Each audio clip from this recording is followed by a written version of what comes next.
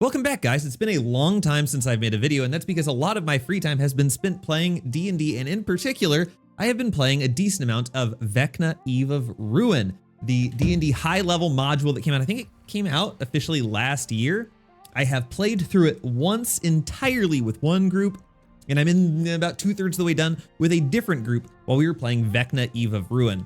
And so today I wanted to make a video to go over how has it gone? Is this worth your time getting? Is it a fun adventure? Will your players in your group enjoy Vecna Eve of Ruin? So let's go ahead and get started. We're going to highlight the good things about the campaign, the bad things about the campaign, and some of the neutral things that you should maybe just be aware of. Now, this is all coming from my point of view as the DM. I am a relatively new DM. I've been DMing for about a year. I think I've DM'd about 3 or 4 campaigns at this point.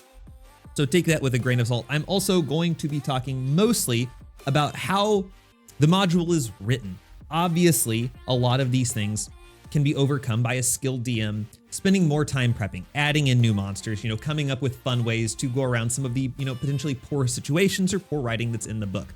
However, if you're like me and you don't have the time to dedicate to creating an entire new world and to creating new NPCs and new characters and all of that stuff, and you're getting a module because you need something that is pre-written so that you can spend less time prepping and more time playing with your friends because you just don't have that kind of time, then obviously this is going to maybe mean a little bit more to you. So I'm going to talk a little bit about some of the things that I might recommend trying. Some of these things I have tried, some of these things I'm going to try with my next group. I played the first one very much as written, and I'm taking a lot more freedoms and changes with my second group after experiencing how it went the first time.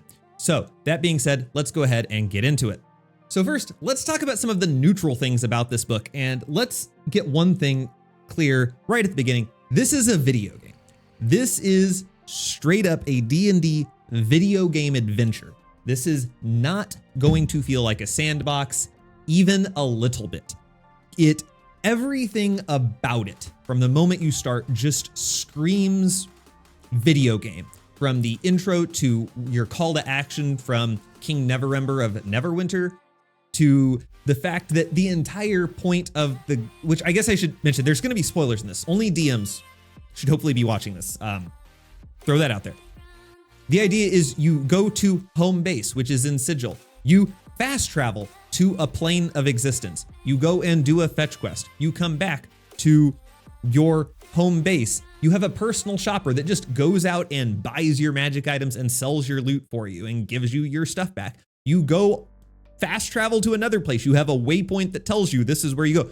This is not an exaggeration. You have a literal waypoint. It says in the module that you're trying to find the rod of 7 parts. And when you find a piece of the rod, that piece points you in the direction. You just magically know where the next piece is going to be. There are a couple of exceptions to that, but you basically get a waypoint in the map on where you're supposed to go to get the next piece. Now, that's a neutral comment. As long as you are open with that with your group and they're aware of this and that's not a turnoff for them, this can be perfectly fine. This can be a fun adventure. So I'm not trying to say that's a bad thing. It's just a thing to be aware of. I had one person who kind of got turned off every time something super cliche or super video gamey happened. And then I had another guy who's a big gamer who's just like, yeah, I don't have a problem with that. That's super dope.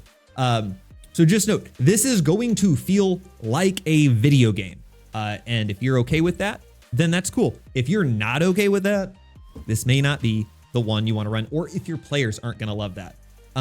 It's very combat heavy, very, very combat heavy. There's some situations where you can do some sleuthing, where you can do some social interactions, where you can try to do some other types of role playing, but a decent chunk of this is combat, and a lot of time spent during this campaign is spent in initiative. Is that a bad thing? Once again, that depends on what your group wants. I had one guy who we were missing our fighter and they were afraid they were going to die. So they spent almost the entire campaign going to Sigil, which there is no map of Sigil in here. There's nothing about Sigil, just the Sanctum. And they spent almost the entire time role playing, going to basically Pawn Stars and selling their stuff and buying stuff, basically so they didn't die without their fighter. And that was this guy's, I honestly think, his favorite part of the entire campaign. So if you have players who love the social interaction aspect of the game, there are characters to speak with, but it is definitely very combat heavy. So be prepared for that. If your player base does not love a decent chunk of combat, they may not love Vecna Eve of Ruin. The last thing is a big part of the adventure are the secrets aspect. You know, Vecna is the Archlich, the god of secrets, and he's trying to weave this ritual by stealing secrets and using the power of secrets. And so you, with your link to Vecna, can get some of these secrets throughout the course of the campaign, and you can either spend them, we'll come back to that. You can either spend them to get advantage on all D20 rolls for a minute, or you can keep them and hoard them for the final fight. The players don't know that they're hoarding them for the final fight, but let's be honest, we all know how video game players are. You're gonna hoard them for the final fight. These secrets seem incredibly shoehorned into the game. Like, there are a lot of things that you reveal to the party and it's a secret, and they're like, okay? Like, one of them is like a person didn't go find their friend because they were burdened with leadership and they had to make sure that everyone else was okay. And that counted as a powerful secret. And I'm like, that's a really shitty secret. But mark it as one of your important secrets, guys. So they feel kind of shoehorned in at times just because there has to be a secret there. Also, let's not pretend like your characters are ever going to use any of the secrets. There's an entire secrets mechanism. You can expend a secret by speaking it into the air. That secret is removed from your mind, like mind blank, and you gain advantage on D20 rolls for an entire minute. We've all probably played a video game before. We know how it works. When you get a consumable item, you are never ever going to use it. You're going to save it for a boss fight. You know that Vecna is the final boss. As a result, I 100% guarantee you there is no chance your party is going to ever expend a secret until they get to the end, which we'll talk about a little bit how that works. I have played this twice now. In my first campaign, they never once expended a single secret. In the second campaign, they have expended one secret, and they didn't expend it in the way that you would anticipate. There was a little bit of flavor with how it was expended. It could be kind of fun if your party members are kind of loose-lipped and they accidentally say a secret and it's like, oh, it's gone now. But in general, because of how much power they give, your party is unlikely probably to do that. So those are some of the neutral things. The good things, you get to go to some really cool locations. It's all about going to different planes of existence. You get to go to Barovia, to Eberron, to Kryn, to the Underdark. You get to go to some really awesome places, to Avernus, and they're really cool locations. They all have some really interesting monsters. Show them the artwork that's in the book for some of these guys. Like, there's some really, really cool places. They're all very memorable. There's some really cool NPCs that your players can meet, and it's really fun. And then also the draw of being high level, of getting really high level spells, of getting 4 attacks as a fighter with 2 action surges. All of these things that come with being high level can be really fun and really appealing. And so those are the good things about this. And then let's talk about the bad things of this campaign, which is it's not the best written module I've ever read. I've run a few different modules now in my year DMing. This is probably the worst written module that I've run from a couple of different scenarios. Some of it is bad flavor text, like pretty bad. Like, if you read it as written, you might get a chuckle from your group. Some of it is some of the scenarios don't make a ton of sense if you don't ad hoc, if you don't add something in to explain it a little bit, or if you don't revise some of how these scenarios work, they don't make a lot of sense. So that's probably one of the less great things. You're probably going to want to read ahead. And whenever you read some of the flavor text, you might be like, okay, well, let's not say that. Let's say something different. You'll probably read through some of the scenarios that happen and be like, okay, well, we have to change this because this may not even work correctly, which I'll explain a very specific example in a second. The encounters, this is probably more of a statement on high level gameplay in D&D and less as a shot on this module, but this is a high level module. So it is a shot at this module. And that is that the encounters are not balanced. And by that, the encounters are very easy. That being said, both of my campaigns I've run this in had a fighter, and that deserves maybe its own video as to how high level fighters are just insanely broken in D&D 5e, especially 2024. but the encounters are crazy easy. And to balance them with some of the martial classes at high level, it's almost impossible to make it hard without either just completely saying, screw you to the martial classes, you're done, I'm putting you in a corner, you don't get to play today. It's almost what you have to do if you want to try to balance it. It's not, here's the thing though. If your players want a power trip, this campaign will give them a power trip. That's not going to be hard to do because they're going to get to just blast a lot of high level monsters. The spellcasters are not going to have fun. Your spellcasters are not going to have fun in this adventure. Your martial classes are going to have a freaking blast in this adventure. And it's because whenever you get to this high of a level in D&D, I'm speaking like I'm this sage. I'm not. I just learned this from playing this. Almost every monster past like the 3rd chapter in this book that matters. Okay, any monster that matters has magical resistance, so they have advantage on saving throws against any sort of magical effect. They probably have counterspell, and they have legendary resistance. So your spellcasters are probably like, oh man, I'm so excited. I get all these really cool 8th and 9th level spells. Legendary resistance, cool, I'll go F myself.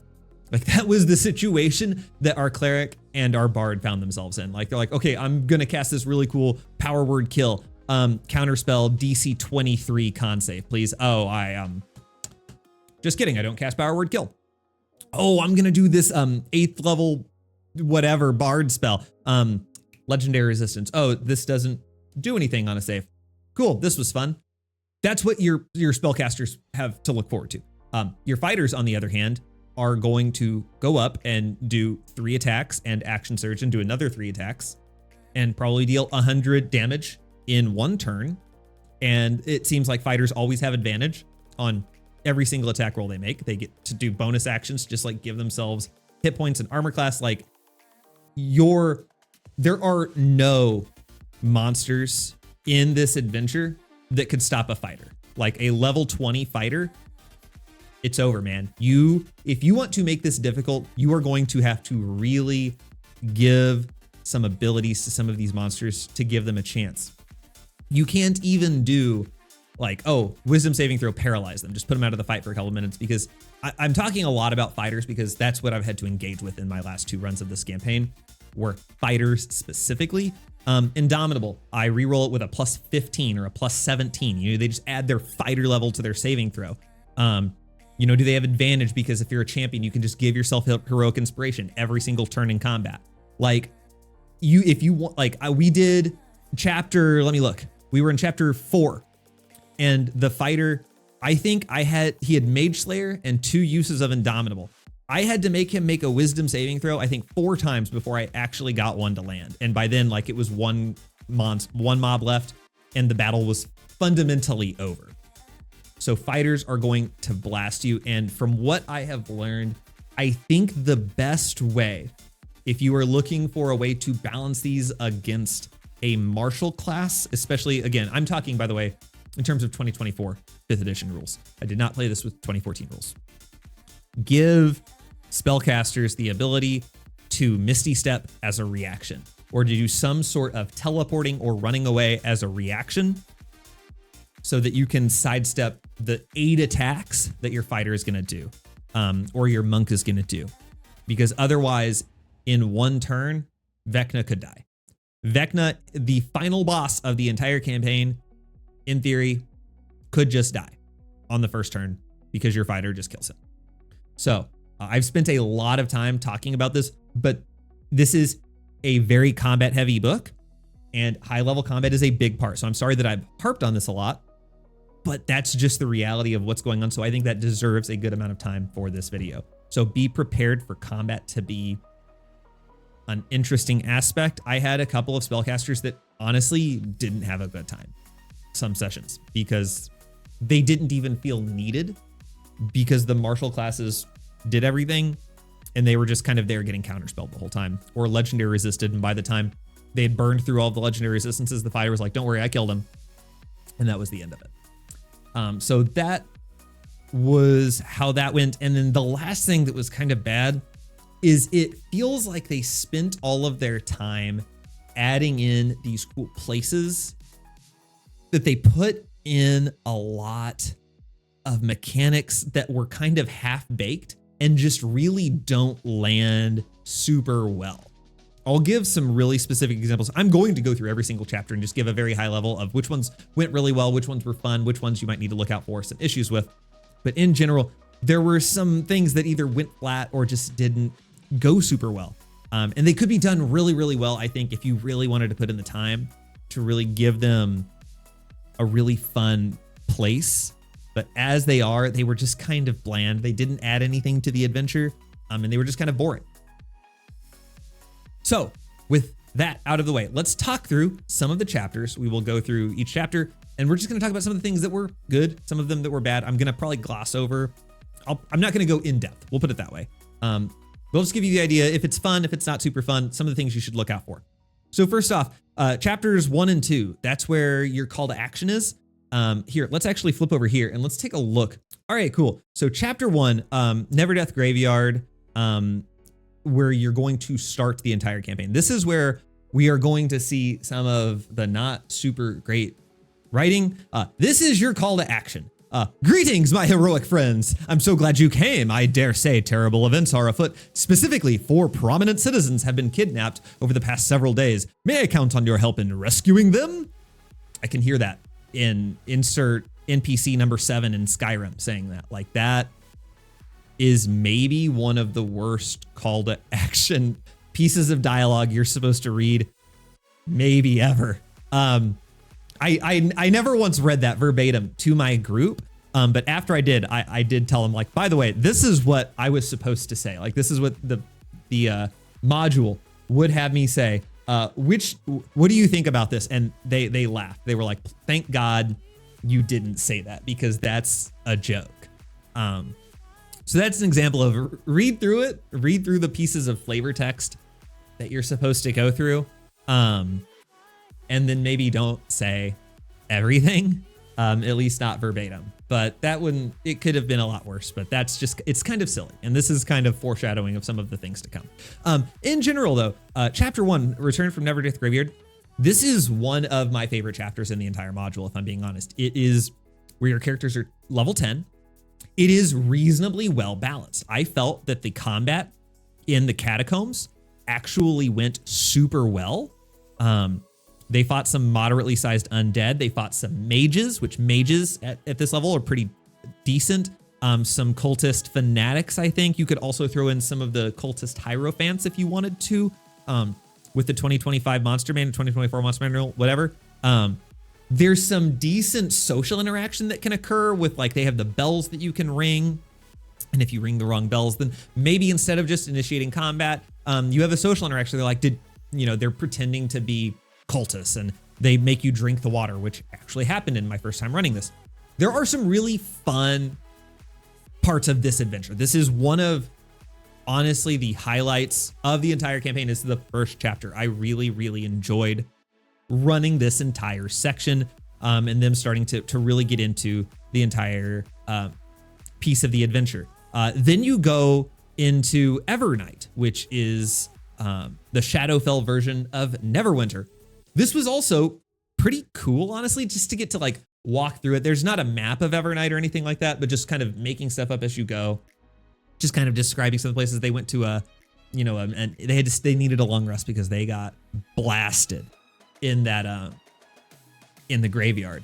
And so, kind of role playing what some of the weird inns might be in Evernight, and some of the shady proprietors that might be running them, and some of the shady stuff that goes on there. This was all very, very cool. Sangora was a very cool NPC. Both of my campaigns loved meeting Sangora. The Delindar tomb, meeting, what was her name? Numi, that was kind of fun. Like, this was a very fun chapter. So chapter 1 in general, very good, reasonably well balanced, honestly. In general, this was like an A tier chapter, in my opinion. I like this. My groups both enjoyed this chapter. It was a lot of fun. The Wizards 3, this is where you meet the 3 wizards, asterisk. Someone is not who they seem. This is where you learn about the Rod of 7 Parts, where you have to go get them. And this is where you get to go to Sanctum. This is a really cool map, by the way. This is a really cool map. The one thing I will warn you about, unless you have a problem with having players that read ahead in modules and try to cheat. So our boy Mordenkainen is not Mordenkainen. He is Koss the Betrayer. And he has in his bedroom, I can't remember which one of these is his. One of these is, it doesn't even matter. He's got like his journal that says that, oh yeah, I'm Koss, by the way. And there is a situation in which, let's just do this. Let's just read this. Bedrooms. And then in Mordenkainen's bedroom, there are clues hinting at subterfuge. See evidence of deception. Let's go find the evidence of deception. Well, Koss is to hide stuff. Yeah, he hides his stuff in his bag of holding. So what happens if you find out? Just skip to chapter 9. Just skip to where they're level 20 or 19. Just skip the entire adventure. It's just over. Like allowing them to discover if the characters put enough, find it out, and then what? In this case, Koss has completed the rod. This is what happens. If the characters confront Ross before chapter 9, allow the battle to play out. Koss will probably kill them. I don't doubt. None of my people had this happen. In this case, Koss completes the rod. He goes through and does the entire adventure for you. You could, I suppose, have them go to every place and get foiled again. Like, that seems silly. They also don't have the rod piece to tell them to go to these places. So by theory, they don't know to go there. So they just go and do it, and it's over. And this becomes basically a 4-shot adventure. So this being in here is crazy. Please don't put that in your adventure. Please take that out. Don't do it. That's crazy. The idea that that's even in there as a possibility is insane. That you just skip over the entire adventure, you go beat Vecna, and we get home in time for a sandwich and a beer. But in any case, that's how that works. You guys meet your personal buyer who goes out and buys stuff for you. You don't have to go into Sigil and actually do any sort of socializing or buying stuff. You can handle selling stuff and buying stuff however you want, but that's how that works. So you got a personal shopper. And then you get to go to the Underdark, Web's Edge. This was another place that was actually really cool. Web's Edge I really enjoyed both times. Both times my both groups almost got TPK'd. This is another place where combat is decently balanced, and it specifically says in the module, this is supposed to be a stealth subterfuge, socialize, like really heavy for your rogues, your bards. Your places for you to investigate and try to steal the rod and get out. And it specifically says if your characters go in without a plan, it's a good chance they just all die. And the first time I played this, my group did win, barely. They did almost get TPK'd. The second time I played this, my group did get TPK'd. One person managed to escape because they were like a rogue fighter, ranger, multi-class. They managed to get back to the portal and leave, but the other 3 all went down.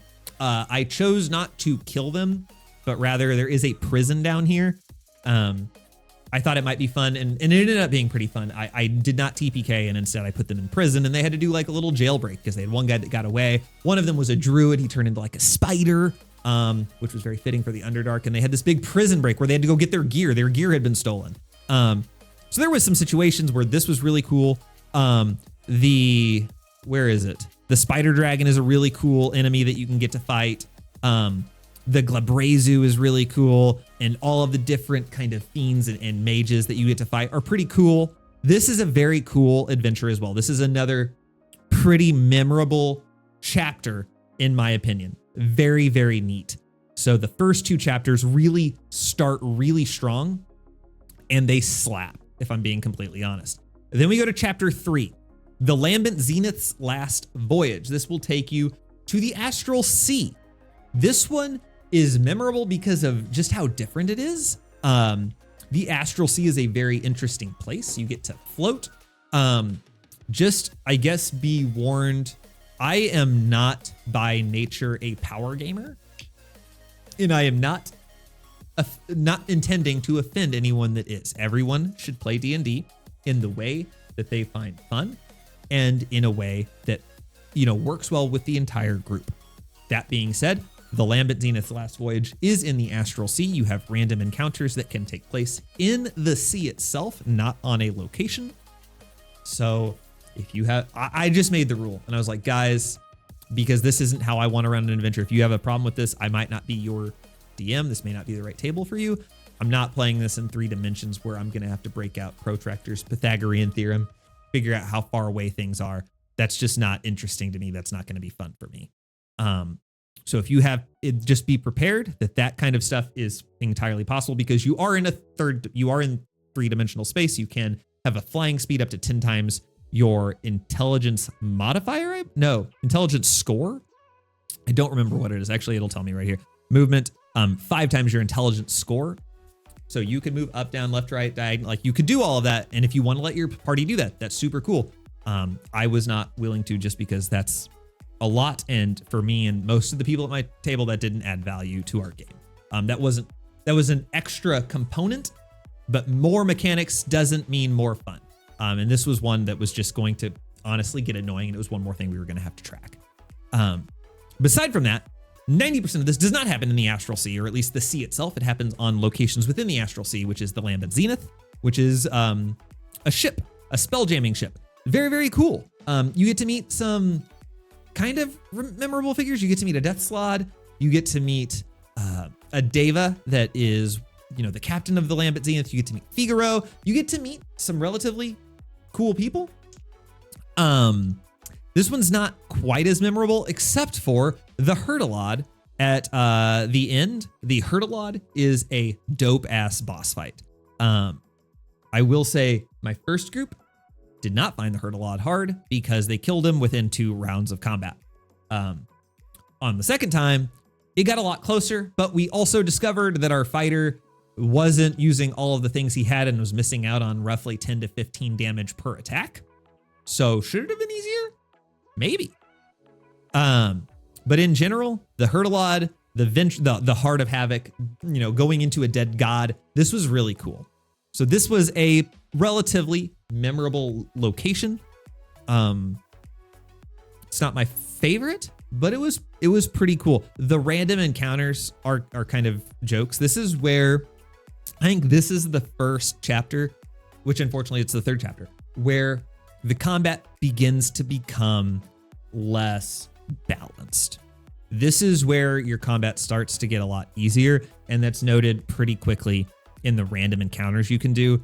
The different things that you can fight. Let me see. I don't remember. Yeah, like the star anglers and stuff like that. It's not hard, especially if you have a fighter. They sound really scary. And honestly, from the first random encounter, my group was like, get the F out of here. And just ran. It was, then they came back and they're like, oh, let's just see how this goes. And they're like, oh, this was actually really easy. The Death Slod, also honestly not super hard. So this is where you start to get the feeling that like, oh, high level combat. If you've never run high level combat, this is where you should be like, oh, high level player characters are kind of strong.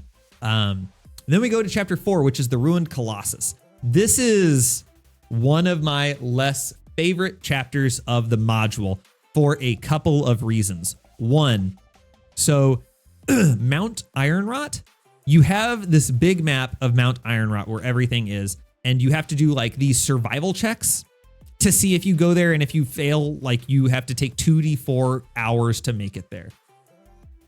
It's like, okay, so what? That means that we have a long rest between every single encounter, and my player characters just always have all of their best stuff every time they fight something.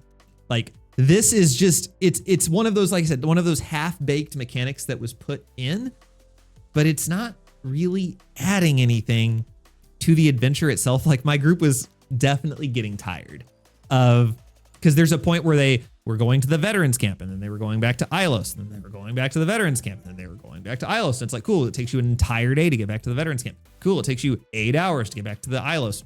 Cool, you rolled bad, so it's going to take you 17 hours to get back to the veterans camp. Like, it's not fun. You could make this probably a lot more fun by implementing like a hex crawl like there is in Tomb of Annihilation, and they have to find a warforged that would be willing to be their guide, and maybe that helps them. And you could do something like the hex crawl from Tomb of Annihilation. I'm saying that I've read online a lot of people actually really hate the Hex Scroll from Tomb of Annihilation. So if you don't like that, don't do it. I'm running Tomb of Annihilation right now. My party does not hate the Hex Scroll. So this would probably be something that would have appealed to them. In any case, this is one of those things that just like didn't land super well. It just wasn't super thought out that like, okay, this just adds extra things. It's not that hard. It's just kind of boring. It doesn't add a whole lot. The combat in this is not hard. The hardest thing is if you make them fight rocks, ROC rocks. Those can be kind of hard, especially with 2025. You just having them pick people up and drop them. There can be some fun there. But in general, the encounters in this aren't super bad. The blaze bears can be kind of scary, I suppose, if someone who does magic in combat, like if you had a warlock, you had a paladin, something like that, that's up close that does something, you do an anti-magic swipe on them. Of course, just everyone always saves on stuff, so it wouldn't matter. But in general, the Warforged you have to fight, like Glaive and the Warforged scouts, not difficult. The thing that I think could be fun, I think it could be really fun, and unfortunately, it never happened either time I ran this adventure, which is whenever you get to the top of Landro and you go to the brain, after you take the piece of the rod, a shutdown sequence activates, and it's supposed to, the intent behind this is you have like a death timer that goes down. You've got 10 rounds of combat, and you go into initiative, and they have to escape. They have to get out of here. I'm going to tell you something. Both of my parties had someone that knew Dimension Door. And I believe that Landro is, 260, 320 feet tall. Dimension Door has a 400-foot range. Cool. That was fun. So turn one, we just Dimension Door out of Landro, and that'll do it, folks. Oh, sorry. Or we Dimension Door over here to this hand. We drop the, pull the lever, it opens the shaft, and we just jump out. We use Featherfall. Congrats. That was the end of it. That was hard. Thanks. So again, one of those things that fell flat. I'm interested now. I do wonder, was there anything in here and I just did a bad job of doing teleportation? So yeah, this is one of those things where this could be really cool. This whole fight and trying to get out. And, I was going to have it so that Glaive and this strike force was going to ambush them, and they would have to, oh my gosh, do a fight as they only have 10 rounds to get out. Oh my gosh. And then they were just like, oh, I Dimension Door over here to the, you can't see that because I'm in the way. Dimension Door over the hand, pull the lever, drop out. We're cool. We're done. We just book it, and we're far enough away from Landro that when it blows up, it's not a big deal. Also, this is now, I don't know if I said this in my list of bad things. I said the encounters were not perfectly balanced. There are also encounters in here that just shouldn't be in here. Like, not every combat encounter needs to be hard. And I believe that. There needs to be combat encounters where it, maybe you have to use an ability, but like the characters win pretty handily. That being said, L25 the Vault. The chest is a mimic. A mimic is CR2. You are supposed to be level 13 or 14 when you are in here. Why? So I guess to grab the bard if you split the party, like you are making your team roll initiative for one mimic? Throw 5 mimics in there. 5 CR2 creatures is still nothing to worry about. Plus there's no room for anyone to move.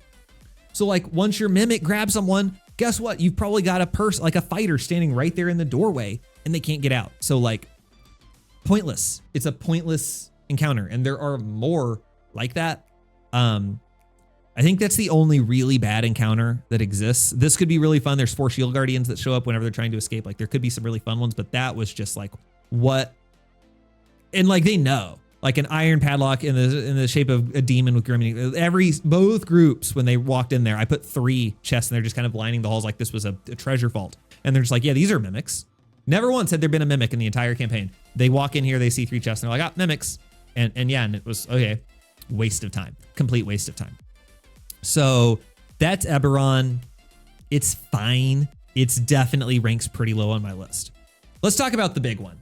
Let's talk about the one we're all here for. Let's talk about the one that I think undoubtedly is both of my groups that have played this favorite chapter, Death House. We get to go back and we get to run Death House, but not the Death House we know and love.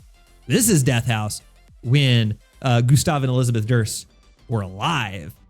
And this is such a fun adventure, albeit balance kind of not great. In general, there are some really fun things going for it. Also, here's the thing. I don't want to give this book a ton of credit. This is upside down. I don't want to give this book a ton of credit for Death House because they already had Curse of Strahd. They had Death House. Like, that's not kudos to this book. That's kudos to Curse of Strahd. Death House it's still Death House. Like, it's the same map. It's still Death House. It's like, it's the same thing. Like, I don't know what to tell you. There's some extra stuff in here. Like, I think there's some, so there are Death House encounters that make it slightly more interesting. But let's talk about this while we're here. Let's talk about the Death House encounters. I just said that this was fun, and now I'm about to shit all over it. Let's talk about the Death House encounters. These suck. The Priest of Ozibus, this is not fun. Soul Blade, +5 to hit, 2d4 plus 2 damage, maximum of 10 damage, and paralyzes someone. This is death by 1,000 cuts. That's terrible monster design. And then the boons of undeath and the tattoos might be fun for flavor. It's literally just your people just hacking at things over and over again, and they just keep coming back and not dying. Like, these were not fun. I think I can firmly say, like, there were several places where they have to fight Priests of Ozibus, and unilaterally, both groups did not enjoy. These were not fun. The Whirling Chandelier, a joke. That's CR7, not hard. 2 Invisible Stalkers, also not hard. Like, this was a very easy one. 4 Vampire Spawn. Let me tell you what's not hard for a group of level 14 characters, Vampire Spawn. Like, why are we having them fight, my camera's in the way, CR5 creatures? Like, this will take 2 rounds of combat, maybe? Especially when in chapter 1, you get a Drift Globe, which can create daylight. So Vampire Spawn, it's useless. Now, again, this is where if you're a DM, go into the monster manual, you now have the Vampire Nightbringers, I believe that's what they're called. What are they called? Vampire Nightbringer. Sub in a couple of those. This becomes way more interesting when you throw in a couple of Vampire Nightbringers, because the Vampire Nightbringer, let's look at what they do really quick. Vampire Nightbringer. They start reducing max hit points a lot. They don't have to grab someone to bite them. This is a lot more interesting. This is way more fun. This makes the fights way more interesting. So some of these encounters, these are trivial. I think these are all trivial. These don't even require you to expend your resources. Like, I get, they don't need to be hard. They just need to expend resources to make the boss fights slightly more interesting. These do not accomplish that. You are not required to use basically any resources to kill any of these guys. Like, you could cantrips and basic attacks and win every single one of these and take minimal damage.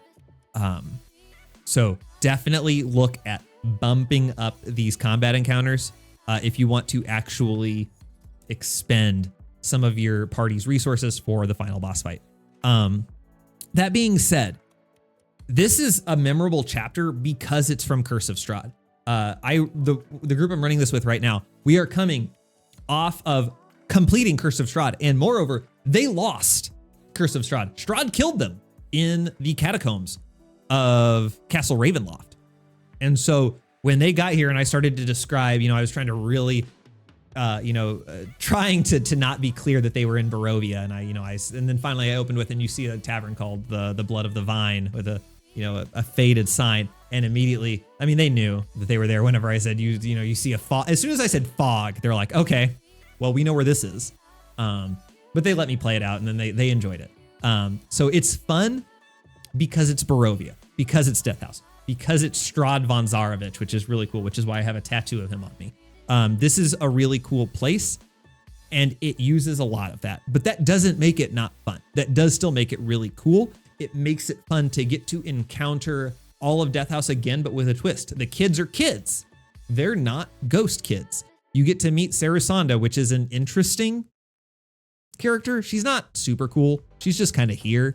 And there are some really fun callbacks to Death House. Like whenever you go to the Dark Lord Shrine right before that, you get 2 shambling mounds. Now, I don't know this for certain. I feel like a lot of this chapter was created for people who have played Curse of Strahd to kind of get their payback on Death House, on the entire module. Because whenever you go down to the reliquary where there's, you know, like the little human bag and all of the different little trinkets are in the alcoves, 2 shambling mounds that emerge. And if you recall, assuming who hasn't run Curse of Strahd? Assuming you played Curse of Strahd or run Curse of Strahd, you recall at Death House, the shambling mound that appears when you don't make a sacrifice on the dais and you either run away or die. A shambling mound is what, a CR5 monster? 2 of them either way. 2 CR5 monsters against a group of level 14 adventurers is a joke. And I honestly don't believe that this encounter was ever intended to be hard. I think that this encounter was meant to be put there so that you could go in and wipe the floor and feel good about yourselves after getting the shit kicked out of you whenever you tried to fight a shambling mound at level 2 in Curse of Strahd. And it does that. Like, my groups were terrified. Like, they saw shambling mound and they had PTSD. They had Vietnam flashbacks of shambling mounds, Curse of Strahd. And they're like, oh my God, we're gonna die. And then they're like, oh man, we're not level 2 anymore. Shambling mounds are kind of bitches. And they just walked over them. And it was a really good feeling. Like, they had a lot of fun destroying the shambling mounds. And we'll get back to another part of where that is. And then they fight the Relentless Impaler. The Relentless Impaler is actually kind of fun. Actually a pretty good boss. That being said, the cultist and cult fanatics, you got to buff that. By default, they are not combatants. The way that I handled this, so I believe that they fight in self-defense. They only fight to defend themselves. I had a situation, as I kind of expected, where my group did the thing that groups like to do, which is they saw the big opening. They know that they played Curse of Strahd. They know that this is where the sacrifice chamber is. They can see the big boss in there. They're like, cool, we're going to open the door and then just drop a big AoE spell. If you have cult fanatics and cultists in there, they're all going to die to an AoE spell, and that's the end of it. Put in a couple of cultist hierophants, put in some big level, like I made Gustav and Elizabeth cultist hierophants rather than cult fanatics. I threw some cult fanatics in there, and then I threw 2 cultist hierophants in there, and then the rest were cult fanatics. The AoE spell obviously killed every single cultist fanatic, because cultist fanatics have what, 20 hit points? 44 hit points. They were all dead. But the cultist hierophant, way more interesting. The cultist hierophant, they get some good damage. They get 3 of these radiant ray attacks, which are honestly pretty good damage. And they kind of made some poor choices with how they wanted to handle the combat. This actually became a pretty difficult combat situation. So this one's kind of fun. And then they have to leave Death House. Now, this is where it gets a little interesting, is with the haunting zones. And this is, again, a situation where they did something and they didn't put a ton of thought into it, and it's abundantly clear. Now, some of these are kind of okay. Like, some of these are kind of fun. Like the Death House hauntings, like the Castle Dining Hall. It's kind of, it's a puzzle. Like, at the end of the day, all this is supposed to be like a puzzle. And I think if you fail to leave a haunted zone, you get a point of exhaustion. I think that's what happens. All of my people managed to get out successfully. It's supposed to be a puzzle. The Castle Dining Hall is a pretty decent puzzle. The Endless Graveyard, pretty decent puzzle, where they have to find, their gravestones and they have to get inside of the coffin. But the Ghostly Recital, this is where you start to see that once again, there are just places where they cut corners or they didn't put a lot of thought into some of these situations. You're seated in an ornate chair in a dimly lit parlor. 8 ghostly figures sit next to you. There's a pale man with a widow's peak sitting playing a harpsichord, and you guys are listening. The correct exit. A character at the harpsichord makes a DC here's the thing. If a character makes any noise or disrupts it, yet another illusion shroud ceases playing, scowls, disappears, and the 8 specters fly out and attack. The correct exit is a character at the harpsichord makes a performance check on the interrupted melody, and they leave. On a failed exit, if after 1 minute no one has successfully played the song, the illusion shroud reappears, he finishes it, and you take damage and you leave. Okay, hey, what if we just sit there and listen? What if I just listen to the whole thing? What if I just don't interrupt? And in my first playthrough, they went a good amount of time before someone did something. And my plan was if he finished the song, that was just a correct exit. But the fact that that's not even a viable option, like one of the people was a bard and they were all like, should we do something or jeer? And the bard was like, no, like this is great. Like this is what I'm freaking here for. Listening to Strahd like play on the harpsichord. Like I'm gonna be like, I want to sit here and listen to this. And finally the fighter was like, boo, you stink. And then that started the thing where, okay, we had to do the correct exit. The bard also loved that because then he got to go play the harpsichord. But like the fact that that wasn't even considered that might happen. Just kind of silly. The crying room, that one was fine as well. Leaving the house, this is where it's really interesting. So you can make a DC 20 deception check to just get out of fighting Strahd. Otherwise, you have to fight Strahd, the master of Death House. Here's the thing. You can look at this a couple of ways. Strahd is not hard. Strahd is not hard in this fight. Strahd is not meant to be, in my opinion, the final boss of Death House. Because he, again, you get a drift globe from the first chapter of the book that just gives you daylight. Even if you don't have a cleric that knows daylight, you have a drift globe that can just project daylight. And that just nerfs Strahd. Like Strahd's just gonna die. Because he's hypersensitive to sunlight. He's only got 136 hit points. Like, it's not hard to kill Strahd. And there's two ways I would look at this. One, that's okay. Because once again, this chapter I don't feel is all about being a massive punishment or being like really hard. It's about giving your party the opportunity to just give a big middle finger to Curse of Strahd and be like, no, we went out, we got bigger, we came back. Strahd, you're done. The other thing is you could play Strahd, but give him some of the abilities of like the Vampire Umbral Lord from the 2024 Monster Manual, which is like give him a level 5 Hunger of Hadar that he can throw down on the Drift Globe. Boom, no more sunlight, you're good. And you can do some interesting stuff there. So you can choose to make it hard and have them fight Strahd and have it be just as they remember Strahd is still very difficult to beat.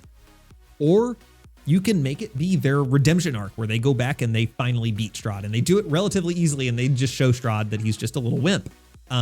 It can go either way. In general, despite, I feel like I said a lot of shortcomings for this chapter. This is a top one, partially because it's Death House and partially because it gave my players the chance to really show Barovia who's boss. So in general, Death House is still a fantastic chapter. The Night of Blue Fire is going to take you to Krynn. This one is honestly pretty interesting. This is a pretty cool chapter, albeit with a few interesting situations. The Palon tree, that was cool. But again, let's talk about encounters that just waste our time. Right here in the big opening, there's a treant and two, here, it's up here. There is a treant and two giant spiders. Giant spiders are CR1 monsters. There are two CR1 monsters that have 26 hit points and a treant who is CR9 that is vulnerable to fire. This is a 1-round combat. This is straight up a 1-round combat where you maybe expend a spell. 2 rounds if you don't expend any spells. Why are we wasting our time here? Like, why are we wasting our time? Like, don't bother making your characters roll initiative. You could honestly just cinematically talk them through how this goes. So this is a waste of time. It's just a joke. And again, like the going down and talking to the Dryad. I don't know where it talks about the Dryad. I'm not going to go look for it, but like the Deadbark Dryad doesn't have any minions. So I didn't have any group fight the Deadbark Dryad, but my second one, I was prepared. There it is, the Deadbark Dryad. I was prepared to throw up a Gulthias Blight, a bunch of Shambling Mounds to give some support. But again, they introduce one character and no supporting characters. So once again, this is where I'm saying, like, as written, this is a poor encounter. If you throw in, as a DM should, and throw in some interesting minions, then this becomes far more interesting. But as written, don't run this encounter as written. It's not good. We go to the Bittergrass Fen and we have to fight the Borthak. The Borthak is interesting, but is not good abundantly. This is where, starting here and moving on, Combat's easy. I'm just going to say it. Combat is not hard. The Borthak, I think I actually just did this combat at the time of recording. I did this combat last night. I gave the Borthak a plus 15, I think, to initiative. I gave it 250 hit points. I gave it an armor class of, I think, 18. I gave it 4 attacks, and it just always had Noxious Regurgitation. And then it had its... and I gave it 3 legendary resistances. And combat lasted 2 rounds. 2 rounds of combat. It attacked the fighter. I also gave it a plus 15 to hit. It got the fighter down. It wasn't even bloodied.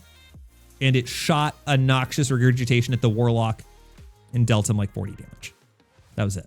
Like, this was not hard. Again, you could add in some other things, but it doesn't really make sense because the Borthak is supposed to be like this apex predator. He's probably not going to have minions. So this is, again, one of those where it's like not really a very hard combat encounter. And the reason why, again, I feel like I'm going to get comments that are like, not every combat has to be hard. And I know that because part of it is that you just take up the resources. After this combat, they're going to go meet with the werewolves and they can go long rest or short rest or do whatever they need to get all their stuff back. Like, they can go and rest after this and then they go to the new place. So it's not like we're burning up any of their materials even. Like, this is just a fight and it's not a hard one. So it's just, it seems like, and that's kind of the recurring theme for this campaign, is you have fights that are maybe a little hard, but they don't require you to use your resources because you can just go somewhere and rest pretty easily after. And you could be a jackass and say like, oh, you can't rest here. The NPCs say, no, you're not allowed to rest here. You must go right this second. You know, you could argue that Terramini Night's Edge is about to complete this thing right now. You don't even have time to take a short rest. You got to go right this second. You could certainly do that. But even then, fighters get their stuff back on a short rest. Warlocks get their stuff back on a short rest. You know, just have your paladin do the whatever their prayer is that gives everyone a short rest on 10 minutes, like, and then it's over. The only other big thing that I have about this is honestly pretty cool. Three Moons Vault is a pretty cool place. In general, I really like the layout. I like the idea of going up to the higher level and kind of having to figure out the puzzle with the moon and the mirrors and the crystals. That's all pretty cool. The only problem is, once again, the encounters are kind of dumb. Garrison. 16 skeletons, which are CR 1/4. 9 zombies, which are CR 1/4. And 2 ogre zombies, which I believe are CR 2. Why? This is supposed to be like an undead army. Like, all of those werewolves could have killed that entire army in probably 2 turns.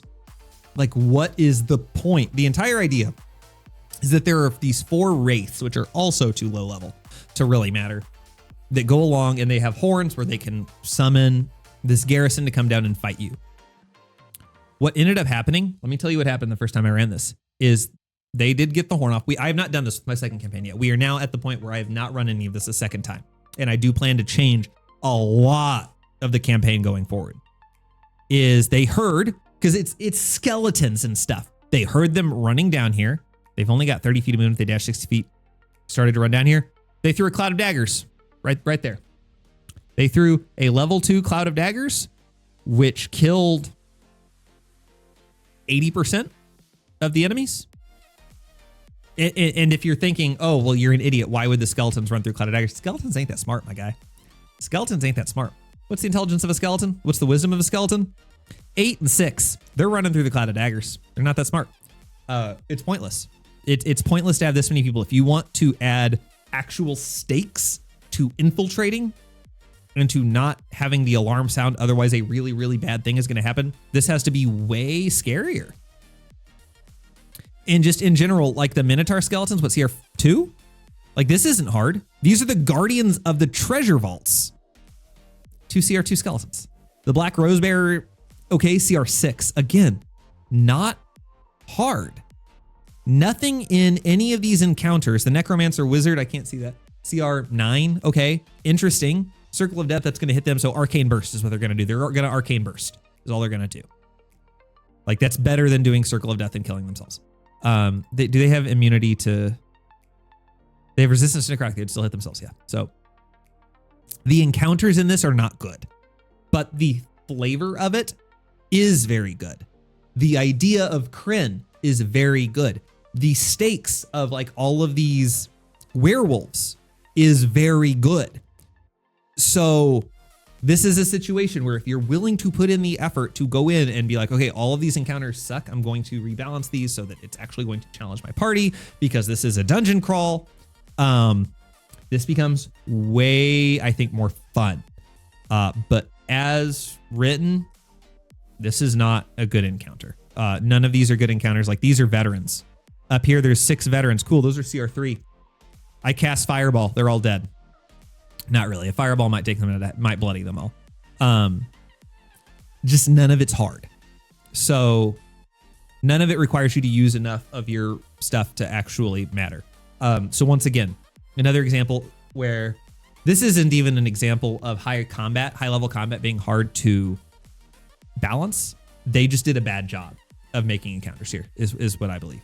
But on the whole, this is a good chapter. The idea of this chapter is very good. The stakes of this chapter are very good, but you as the DM, you're going to want to change what these mobs are in this dungeon. Otherwise, the combat's going to be very, very easy. Like my group spent 40 minutes trying to figure out a way to get around the wraiths so they couldn't call the horn. They threw down silence. Initiative, the wraiths rolled higher. They went outside. They blew the horn. They heard. They were freaking out. They're like, we're going to die. And then they just Cloud of Daggers killed every single skeleton. So very, very anticlimactic. Now we move on to the Tomb of Wayward Souls. This is an interesting one. Again, so like they have you fight a Kraken and they say the Kraken has been reduced to 250 points instead of having 481. Hey, first thing, give it 481. Gonna say it. Make that Kraken full strength Kraken. I promise you, your party can handle it. My group was down a player. Their fighter wasn't there. They had a warlock, a cleric, and a bard. And I think I gave it 320 hit points. I still didn't give it full hit points. And this was the Monster Manual 25, 2024, whatever. Kraken. They killed it. They took some resources for sure, but they killed it easily with 3 people. So like, make this a full ass Kraken, especially because this is supposed to be a big fight and then they can rest after this. So they're going to use all of their stuff on this fight. Dude, make it a full Kraken. I promise you won't regret that. Make it a full on Kraken. To fight makes it very, very fun. And then you go to the tomb. There's good things and bad things about the tomb. The bad thing, the Juggernaut Arena, the Granite Juggernauts, they're only CR12. Like they're not that scary. At this point, bludgeoning, piercing, and slashing from non-magical attacks, that resistance is garbage. At this point, your party has magical weapon, magical armor. They have magic items. This is not hard. I think I did get someone proned one time and then rolled over them. This is not hard. Some of the traps are kind of interesting. But once again, this is another situation where the encounters are just not balanced. It's not hard. This was not a hard fight. The fight here with the serpents and the spirit and the Naga, this was not hard. You could make some of these harder, like this one with the stone golems. It's whenever you take something from one of the shelves, it activates one of the stone golems. I made it activate all 5. All 5 of them can cast slow as a bonus action. With 5 CR10 monsters all casting slow as a bonus action on basically the entire party. This was an interesting combat. Still not hard. They still walloped the stone golems, but it took about 5 turns. Like it was actually interesting. They got afraid for a few minutes and then they're like, we can still just win because we're level 17 at this point. That was easy though. Here, I think instead of a Death Knight, like they, so there are these 3 chests. If you do it, like they summon different things that are all interesting. What I ended up doing is they took all 3 and they like ran or something. I can't remember what exactly. This has been, 4 months ago. I made all these things happen at the exact same time. So 6 Swarms of Poison Snakes, and I did a Death Knight, and I did 2 Death Knight Aspirants. Still a joke.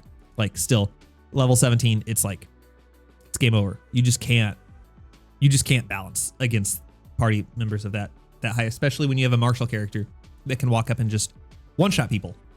There is some interesting stuff with the void closets.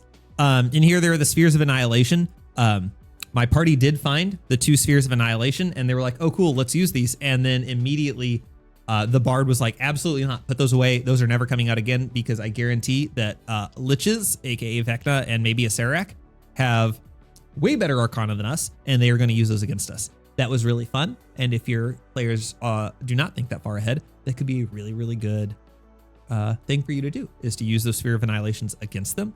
And then finally, the crypt, where they fight the false lich Rirak. I made some changes to this because there was no way that this was going to work. And that was one, I did not use this false lich stat block that they give you. I used the regular full ass lich stat block from the 2024 Monster Manual. And I think I gave him some of like his stuff from the false lich stat block as well. Like I did kind of a hybrid situation. And I also added in some flame skulls, like 2 flame skulls, and I think 3 or 4 mummies, so that they couldn't regenerate if they got a hit. And that was semi-interesting. I did, I think, down a couple of people in that. So that made, actually, for a pretty climactic boss fight, doing a lich stat block, doing several minions in there. Several minions. If you just did 1 lich, that's not even an interesting fight. That's over almost instantly. And then appeasing Rurik, my group didn't even try to appease Rurik. Like, he talked to them during it, and he was like trying to tell them leave, blah, blah, blah, blah. They could not have given a shit. They were just like, we're going to kill this boy because he looks like a Serac and he's a lich and he's bad. Which is probably how, I don't know. I'm the smooth brain too. I'm not even going to make fun of my team because I would probably do the same thing. So use the lich stat block. That's my advice for here. But otherwise, this is interesting. Some of the puzzles are bad. Notably this one, the Hall of Gemstones. There's a gemstone puzzle. The wave is green, and you're supposed to know that the wave is green and water elementals go in emeralds. The puzzle, do an investigation check, DC 20, you pass it, you win. That's the puzzle. That's a really bad puzzle. That's a really, really lame puzzle. So that, not fun. This is stupid. So rethink this puzzle for sure. This one is kind of interesting. This one's kind of interesting. This one I think they enjoyed. Finding the word die for Draconic. This was a little bit more interesting. Sorry, not this one. The Strange Altar, they knew it was a trap, and it was like not super interesting. They figured out the Trench Mirage. There's something that she gives you outside of the thing. She gives you a thing of True Sight. My party immediately was like, oh, I want to use True Sight to see into this room. And it's like, oh, cool. There's no more thing in here. Goodbye. The module is just a little too giving with the solutions to the puzzles. Like the puzzle, this is, if you have True Sight, it's just gone. Well, cool. They give you something of True Sight. They can just give you that at the very beginning of the chapter. It is up here where, yeah, they have a Gem of Seeing. A character convinced them to give them a Gem of Seeing with a DC 18 persuasion check. You got a bard, boom, you have that. You have a Gem of Seeing now, and you pierce the illusion, and the illusion's gone. It's like they just give you solutions to these problems. On the whole, it wasn't a bad. This was fun. Like, they had fun doing this, like trying to figure out the face of the Great Blue Devil. That was kind of a fun little puzzle. They didn't figure it out. They accidentally, like, one person fell into it and ended up in here, and that was kind of fun. So I don't want to, I've kind of said bad things about this. This isn't bad by any means. It's just that the combat's not interesting. And again, this is a dungeon crawl. And a dungeon crawl with boring combat is just like, I don't know, kind of boring. So be prepared to really kind of buff up some of these encounters to make them a little bit more interesting for that dungeon crawl. And then we go to the Dragon Queen's Pride. This is such a long video, guys. I'm so sorry. I'm going to put so many timestamps in this so you can jump around to wherever you want to. So my apologies. So the Dragon Queen's Pride, I was so excited for. I was so stoked to do the Dragon Queen's Pride because it's in Avernus, which is cool. It's at the Red Belvedere Casino. Tiamat owns the casino, or like it's the patron of the casino. There's games, there's an arena. I was like, this is going to be so freaking cool. It wasn't. It wasn't. I think this place has the potential to be the most memorable location that your adventurers go on. But you've got to put in some work to make it better than it is. This is kind of fun. Getting the hell of a ride, descending into Avernus, meeting the Arnis. This was fun. This was a memorable moment. They thought this was really cool, depending on how you decide to, role play the Arnis. This was pretty cool, and they got to fight the Garistro and stuff. That was fun. They went to the Red Belvedere. The Red Belvedere, unfortunately, fell very flat. This is the situation. This is the ultimate situation where they put stuff in the module and they just did not think it through. They did not put in things that were fun. They put in mechanics, but there was not a fun aspect to it. Windfall, very fun. I think Windfall, favorite NPC. My favorite NPC, the party's favorite NPC. Windfall was very, very cool. Windfall was a very, very memorable boss fight. She was very strong. That was a very good fight. Windfall was. Whenever they had to fight Windfall. This was fantastic. Windfall was one of the best parts of this entire campaign. In fact, in my opinion, she is very, very, very cool. So really play into Windfall, make her involved in the story, give her really good, she's a bard, give her some really great personality. She has a plus 22 to persuasion, a plus 11, or so a plus 22 to performance. Like, make her a big part of this adventure because she can be so cool. And that can make the fight really, really fun whenever they finally have to fight Windfall. Until then, they have to go, and this is also a very video gamey thing, which is where they have to go get, they have to go get the number of hearts above each of the different pit masters of the different pits of the Red Belvedere. They have to go win the favor of people from the Red Belvedere. And it's not fun. Like, let's talk about the different places you can go. So, like, you can go to the Cerulean Hall, and you can play games in the Cerulean Hall. They have things on there for how much you can bet and how much, what kind of modifier the NPCs get. And then when you do it, it's just kind of like, oh, you just like roll a sleight of hand check, and that's just like it. All participants make intelligence checks, and the highest roll wins. The end. That's your game in the Cerulean Hall. Like, make it a game. Make your characters play freaking cards. Like, I don't know what to tell you. Put some work in. Make this more fun. Because them just going in and be like, hey, can I get an intelligence check? Okay, cool. You guys all took intelligence as a dump stat. You lose. Well, want to play again? Okay, cool. Can I get intelligence checks? Oh, a 7. You all lose again. This is not fun. This was not even a little fun. Put some work into these different games. Again, the Scarlet Coliseum was okay. It wasn't hard, but it was like kind of fine. You could put in some more Barlguras. You could honestly probably put in 2 purple worms and they'd still probably be fine. You could do more stuff. But this was probably the highlight for my group.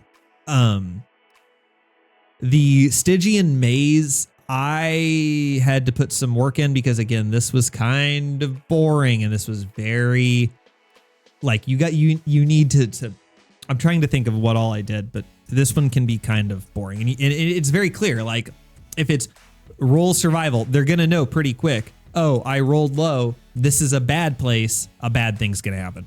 I rolled high, this is a good place, a good thing is going to happen. Sometimes when you roll a good thing, a bad thing still has to happen, or there's a good thing that has a bad thing that also happens, or you roll bad and a bad thing happens, but there's a good thing that happens at the end. Like, this is incredibly boring if it's just like, I make a survival check, I rolled low, okay, let's fight a thing, or, so this is an example. Again, I tried to make this more interesting. I tried to add a little bit more flavor to it. I tried to depict as they went through the maze. I tried to change the different chambers. And so bad things didn't always have exclusively bad things in them. Good things didn't always have exclusively good things in them. And this became way more interesting. But as written, this maze is not fun. The Viridian Den, also, this was the closest they got to making a game that was going to be interesting. in general, still not abundantly fun. Like the game, they at least had a game for the players to play, but like they got tired of it really quick. It wasn't actually very fun. So like this is another instance, like think through this. This is probably, again, this is a game. This is a chapter that has the potential to be the most fun chapter your party has in this entire campaign. If there was one place where I would say set aside a few hours, rework the chapter, this is the one. And this could be so much fun. But as written, I think that this is going to fall flat really hard, except for the fact that your party stands to make a shit ton of money, which they can use to buy some crazy magic items. So that's the highlight of this, is they can make some really good money here, which is going to be fun. But in general, this place is just, it's a massive letdown as written. So please make sure that you that's my biggest piece of advice. Make this better, because this is not good. But then you get to go down and you get to go to the Dragon Queen's Pride. This is fun. The Dragon Queen's Pride is very cool. They've got the little masseuse area. They've got the shop that's got the cursed items that can turn you into, I cannot remember what a lemure. And then you get to go fight Windfall. Windfall is a very fun fight. Windfall was an extremely fun fight. Another thing that they added that was crazy, go down here to go to Tiamat's lair. You guys want to know where the map of Tiamat's lair is? You want to know what happens if you go down to talk to Tiamat? Nothing. Literally nothing. They add in the module a navigation marker to go meet Tiamat, and there's nothing there. There is nothing in the module about it. There's no map in it. There is nothing in there. Sure, yes, you can make up your own thing, but that is an insane level of, that's not even oversight. I don't even know what to call that. And it just says, like, unless the characters provide a compelling reason, they get attacked, and doesn't pursue them back to Dragon's Pride. It doesn't say what happens if they win and they go in there. Like, again, I suppose they're leaving it open to the DM to roleplay that, which I did. Because I had the fighter in the group was obsessed with meeting Tiamat, and I roleplayed that, and that was, again, one of the best parts of it. But as written, bad. As written, bad. The Betrayer revealed. This can be interesting. This is a very, very short chapter. This is where you find out Mordenkainen is not who he seems. I think the best way to run this is the missing Malaina, sorry. I don't actually know how to pronounce that name, is done. And it's like, you kind of, because my team did not know that Mordenkainen was not Mordenkainen. And so, like, you know, you kind of make it very ominous, and they go and they start talking to people, and it's like, yeah, I talked to Mordenkainen, and Mordenkainen was like, yeah, I don't know anything about what's going on here. And then they're just kind of like, what? Like, this can be fun. Just play it correctly. And that's all. That's all this is they run through. And then you get to the war on Pandesmos. Now, let's talk about the war on Pandesmos. Now, here's the thing. The characters tracked costs to Carapace Ridge on the first level of Pandemonium. In this chapter, the characters must find costs where Vecna is, and learn where Vecna is weaving his ritual of remaking. Along the way, the characters might become embroiled in a war raging between Costa's allies and the forces of Lolth, the Spider Queen, who is allied with Vecna. What you find out is when Cass arrived in Pandesmos, he used the Rod of Seven Parts to force a hole in the seal that blocks Miska from exiting the Demiplane, blah, blah, blah, blah, blah, blah. And then, as Miska attempts to emerge, fiends loyal to the demon have flocked to the area, and they've met by forces of Lolth, the Spider Queen. Here's the thing. That happens maybe 10 minutes after he goes there. This is supposed to, like, they sell this as like, this is a war. Like, they specifically say if the characters decide to go down and fight, they don't make a noticeable difference because it's a war. It's a full-scale war. And it started in 10 minutes, an hour. That's crazy. I made my group take a long rest. And they got there, and I described the full war. And the guy in the bard that likes to kind of pick apart modules is like, hold on, wait a second. We slept for 8 hours. There's a war. This just happened. And I was like, yeah. And he's like, so like, what if we just walk through here? Would there still have been a war? If like 5 minutes later, we just walked in here, would there have been a war? And I was like, yeah. It's like, it's crazy. Again, it's like, who thought of this? Now you could argue and you could try to say that there was this war ongoing. So people were trying to free Miska and then finally Koss came, but specifically the module says that as Miska attempts to emerge, that's when people come here, and Koss arrived to force the hole open. Like, Koss being here is what started the war. It's crazy. So once again, is it bad in terms of running the module? No. It's one of those neutral things where it's like, it's just not great storytelling. So think about this, come up for a reason why that war is going on. Because otherwise that's really weird. On the whole, Vave, that's all fine. Hurricane Tower, this is interesting. Meeting and fighting Camlash. Camlash is honestly a pretty decent fight. They still beat the shit out of her because they're level 19 or 20 at this point, and it's just a joke. At this point, unless you throw, like, it's just all combat's a joke. If there is a fighter in the party, combat is going to be a joke. The end. That's all there is to it. There is no, I am not convinced that unless you are just like, you just say, actually, the fighter doesn't get to participate in this fight, the fight is over. Like, there is no way to make this, unless you just make it incredibly unfair. Like, if you throw in, 12 CR20 monsters, there's almost no way to make this fight fair. So yeah, they go fight Camlash. Camlash is fun. The death throws where she explodes, that's fun, but the fight is easy. Camlash is an interesting person to play, to role play. Very interesting. Has True Sight, which can throw away some of the deception that you might try to play, because the module actually suggests that they try to pretend to be people that they're not. So the True Sight can kind of make that a little fun, but in general, this is a silly fight. And then going down to fight Koss. Let's talk about Koss for a second. Koss is a joke. Miska. Miska the Wolf Spider is a CR 24 monster with an AC of 21, resistance to cold, fire, and lightning damage. Is a joke. It's also funny that they specifically say the battle isn't designed to hit Miska against the characters directly, as he's significantly more powerful than they are. Hey, let me tell you, no, he's not. No, he's not. He's not even remotely close.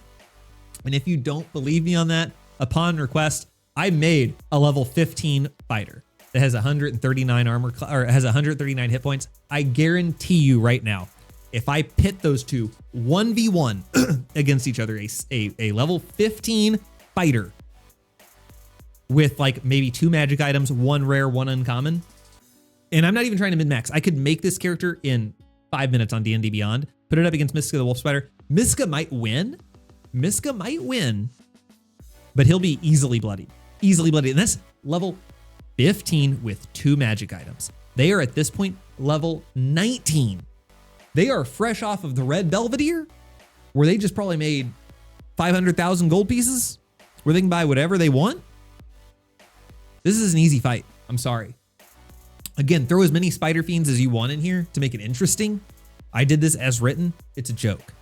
So again, this chapter, do not run a single one of these combats as written if you have a fighter. Now, if you don't have a fighter, maybe these are way more difficult. Both times I've run this campaign, I've had fighters.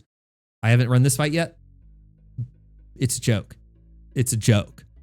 So be prepared for this to be way harder, way easy. And what I would do, throw in some stuff in there. If you find that on the first turn, oh, I am going to actually kill everyone because I don't have a fighter and this is way harder when there's not a fighter present. Okay, drop the CR. Change the stat block really quick to something else on one of the Spider Fiends. Make it easier. The end. They're not gonna, your players aren't gonna know that you swapped the stat block. Okay, they did a really big attack and then like that was their one attack and it never recharged. Dope. But as written, these combats are all laughably easy. Laughably easy.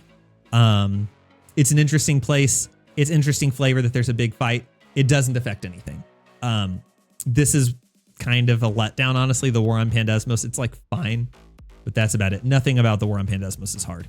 And then we go to the Eve of Ruin, where they go see Vecna. I have a lot of thoughts about this. They are level 20 at this point. They go to Vecna's Grasp. They have to go to Neverwinter. They have to go to the Torment of Cost, and they have to go to, I can't remember what the third place is. I'll see it in a second. And they have to go destroy the Unrealities before they go and face Vecna. None of those are hard. None of those Unrealities are hard. They're all very easy. So they don't, again, if the point is to take some of their resources before you fight Vecna, it does not land. That does not land. It does not happen. It is not hard. This is easy. The Dead God is easy. Going into they assume that you're going to go into the donjon. That you don't. There's no reason that you should. The Eyemongers could kill the Astral Dreadnought. Like, this is not even like a thing that could happen. This might not even happen. And then you go to the Cave of Shattered Reflection. Now here, excuse me. This is where it becomes interesting. This is where you get to use the power of your secrets. And this is where you get to fight our boy Vecna. Now, the writers thought that this puzzle was going to be super, super difficult. And they're like, oh no one's going to know how to get to fight Vecna. Vecna, by the way, is the only character in this entire fight. All of these areas don't have anything in them. It's all just places that people can go and hide. There's nothing in any of these. And basically you have to walk up and touch a ruby. It sends you to a ruby. You touch a sapphire, it takes you to a sapphire. Let me tell you, I don't know how stupid the writers thought that player characters were, but they saw this and they're like, okay, so if we touch a ruby, we're probably going to go to a ruby. If we touch a sapphire, we're probably going to touch, like, that was, that's instantly. They required no intelligence check to see if their characters knew that. They're just like, so yeah, we just need to touch a ruby. So instantly it's like, okay, this is not hard. And so now we get the power of secrets. Depending on how many secrets you kept, 3 to 6, you start with inspiration. Okay, cool. They probably already have it because 2024 just gives out inspiration like candy. You just have inspiration like all the time. So cool, they all start with inspiration. Characters can see through the cave's crystal walls. That is massive. That is huge. Currently, if they don't have that, Vecna can see through these and nobody else can. So the characters have no reason to know that Vecna is in here. He could be in any of these other ones. But assuming they keep the secrets, which they will, then this is a joke because they know he's in here. They're like, okay, we touch a red thing, we're in here, we fight Vecna, we win. This is a huge amount of power. If I had to do this again, I would say characters can see clearly through the cave's walls for 2 or 3 turns, and then they go opaque. I would say that this is a temporary thing, because if this is permanent, oh boy, because I mean, a big part of making this fight interesting is Vecna can see through these. And so in theory, he could just teleport his way out, or he could go touch one of these and go somewhere and teleport. He could do things to get away from the fight, go heal up, go do something. Not if they can see where he's at. And then the first time they end, they benefit haste and they don't suffer from lethargy. That was broken. Because this is where I think my characters had 12 secrets. So they got here, and that was just, boy, it was, like I said, a joke. The fight, like, it was a joke. Whenever we did it, we had to put the Vecna fight on one day on its own. And it was not because I thought that the Vecna fight was going to take 5 hours. It was because the night before, or the session before that, we played until like 10 p.m. and we were like, okay, well, we got to go home. And so they were like, all right, so we're going to go for a big battle. And I was like, I don't know, guys, like this could be over in 30 minutes. Realistically, I think this fight took 30 minutes, if I'm being honest. And it's because they had haste, they could see through the walls, they had inspiration. And now this takes us to the biggest problem with this, and that is going to be Vecna's stat block. Let's take a look over here. So this is Vecna the Archlich, CR 26. This is compared to the regular ass Lich. Sorry, I'm in the way. Let's just move me right down here for a moment so that I'm not in the way. Regular Lich, CR 21. Regular Lich, Initiative 17. Vecna 3. Hit points, 315. Vecna, 272. AC, 20. AC, 18. Lich, legendary actions. Vecna, no legendary actions. He can take 3 reaction per turn. Whoop-de-freaking do. Not even as good as the reactions that a regular Lich can do because he does not have shield. Vecna not having shield, game over. I'm sorry, game over. Not having shield. Again, martial class, if you don't have something to give you that buff to AC, game over, you're done. That is huge to give yourself the +5 and get yourself up to 25. Okay, now you stand the chance of not getting one shot by the fighter, by the monk. 18, no shield, game over, man. The Fell Rebuke. This is something that's good. So here's my point. Sorry, I'm gonna quit ranting. Here's my point. If you want to make this fight a little more interesting, a couple of things that I would recommend you probably do is 1, nerf this a little bit. Nerf some of these abilities, maybe only give them haste for 30 seconds. Maybe only let them see through the cave's crystal walls. Like they have the momentum going into the fight, but the longer that Vecna can kind of hang out, the longer that he can evade the characters, the longer that, you know, this is supposedly his lair that he has crafted. It's his cave of shattered reflection. The longer they stay in here, the more twisted things become and the more powerful he becomes, the more power he can exude over them. And then also you gotta make Vecna's stat block better. Like, I'm sorry, it's just not good enough. As written, he's going down in 2 turns, game, set, match. That's it. That's all there is to it. An 18 armor class with no shield, a +3 to initiative. If the fighter goes first, again, I could right now.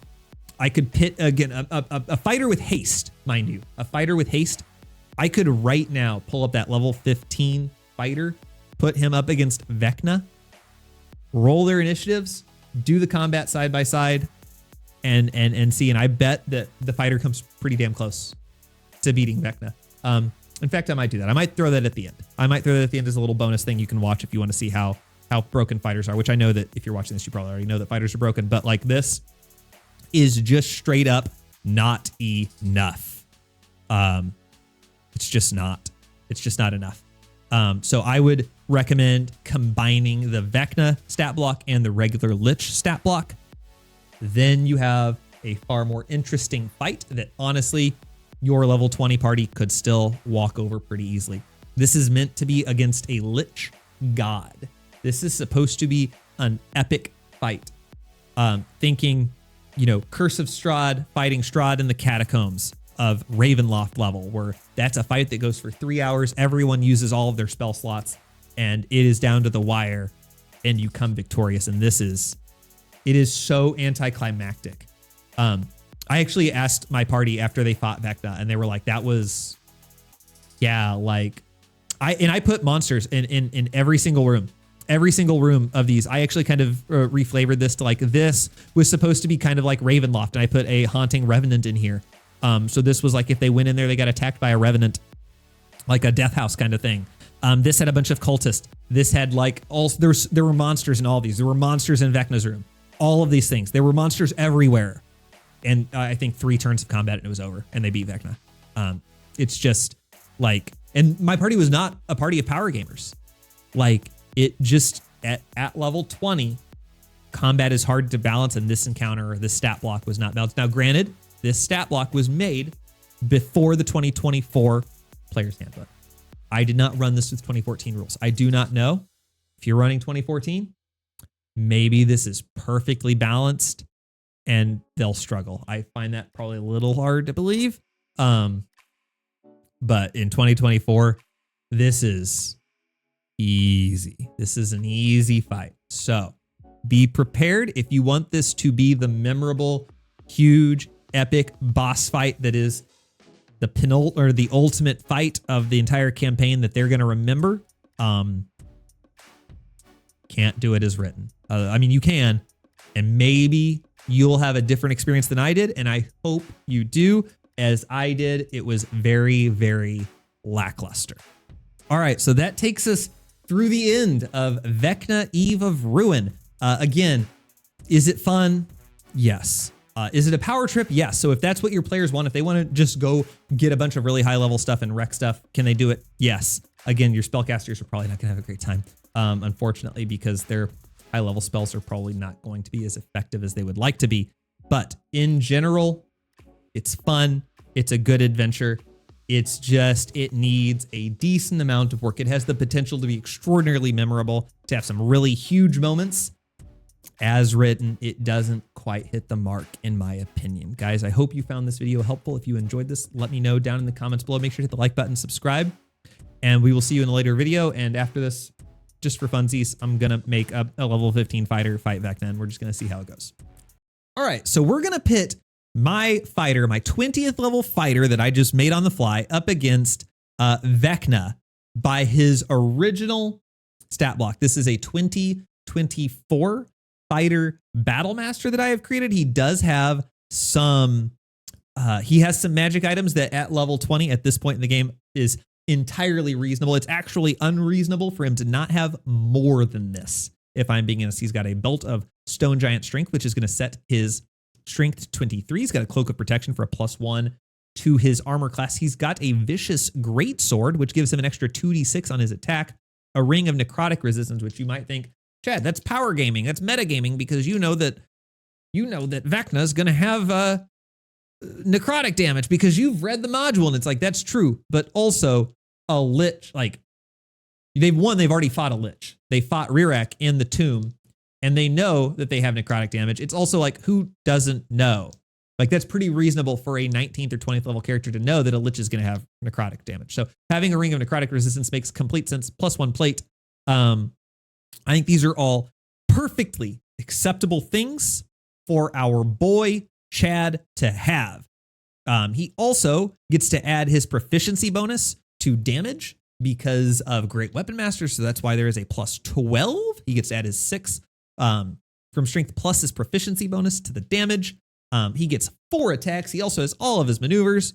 With that out of the way, the module says that Vecna basically doesn't bother you until you interrupt him, which, let's be clear, kind of makes sense for our boy Vecna, because he's just like, he doesn't think that these guys are actually a threat. And so let's go ahead and we are going to have Chad the fighter, a real Chad boy, fight against Vecna. And let's go ahead and make this happen. So Vecna is going to roll initiative, and he's going to roll a 20. Vecna is going to roll a 20. Now, here's the thing. My boy is going to roll initiative. He only has a +2 to initiative. If I was smart, I would have probably bought one more thing that sets my dexterity score higher, so I had a higher +2 initiative. But I can also roll this with a +10, because I can use one of my superiority die to give myself a +10. So I'm going to do that and then add my +2 onto it. Let's see. My initiative is going to be bad. Dang, it's only 17, so I'm going to go second. Vecna's going to go first. Let's start this combat. So Vecna's going to go first. Vecna is going to attack Chad, the real Chad boy. Here's the thing. He's probably not going to do most of his spell casting. Dominate monster, I would have advantage on. Invisibility, scrying, globe. None of these make sense. Lightning bolt is his only damage dealing spell. He's not going to do that because he knows that a fighter's probably going to succeed on a dexterity saving throw, more than likely. And he knows that he's got other stuff that's probably just going to deal more damage. So he's going to first start with Rotten Fate. He can use Flight of the Damned, Rotten Fate, or spellcasting, and then make 2 attacks with Afterthought, his dagger. So he's going to use Rotten Fate, which is going to ask me to make a Constitution saving throw. So let's go ahead and roll a con save. I have a +11 to con. I did roll a 15, which is notably not great. So here's what I'm going to do is I'm going to roll it again. I'm going to use one of my Indomitables. So let's go over to my features and traits. One, I'm going to use, I use one of my superiority dice, and then I'm also going to go ahead and burn an Indomitable use, of which I have 3, to re-roll this with a +20. So let's go ahead and let's roll my save again. And that's a 10 that's a 21 +20. That is a 41. That will save. So I will take half of 8d8 + 60 necrotic damage, which is going to be 101. So I will take half of that divided by 2. I am resistant to necrotic damage. Now note, this is not, the resistances do not stack. but this is not, I did not take half damage because I'm resistant. I took half damage because I saved, so I will still take half of that. So that's going to be 25 points of necrotic damage. He is then going to attack me twice with Afterthought. His first attack is going to be a natural 20 to hit, which you do love to see if you're Vecna. So that's going to deal, 16 points of piercing damage. And then it is going to deal 21 halved down to 10 necrotic damage. He's going to swing at me a second time. And that is going to be a 16 to hit, which is going to miss.